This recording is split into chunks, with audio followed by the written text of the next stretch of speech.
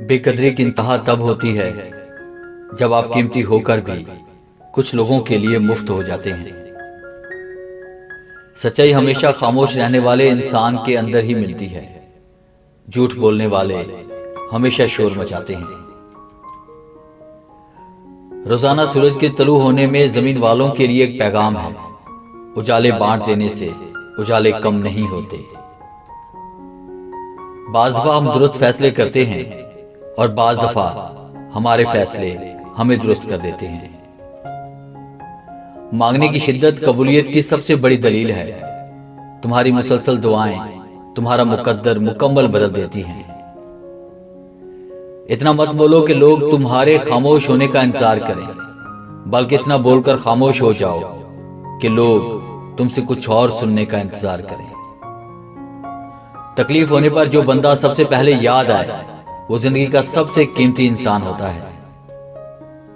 آپ کا ذہن زرخیز ہے، اور جب آپ کتابیں پڑھتے ہیں تو آپ کے لیے نئے افق کھلتے ہیں۔ کسی انسان کے کردار کی پختگی کا تبھی پتہ چلتا ہے جب وہ موقع اور استطاعت ہونے کے باوجود برائی سے بچا رہے۔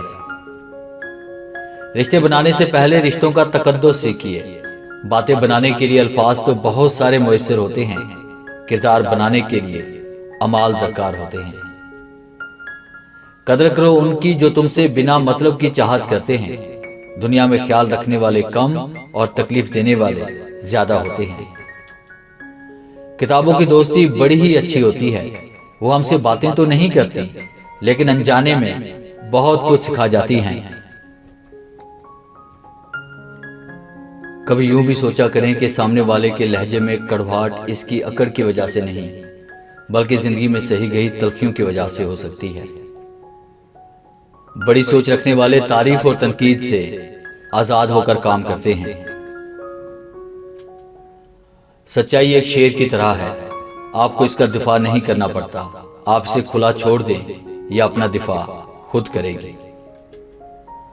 ہم سب ایسے نابینا معاشرے میں رہتے ہیں جہاں اداسی کو زہر کروانے کے لیے رونا پڑتا ہے اور بیماری کا بتانے کے لیے مرنا پڑتا ہے۔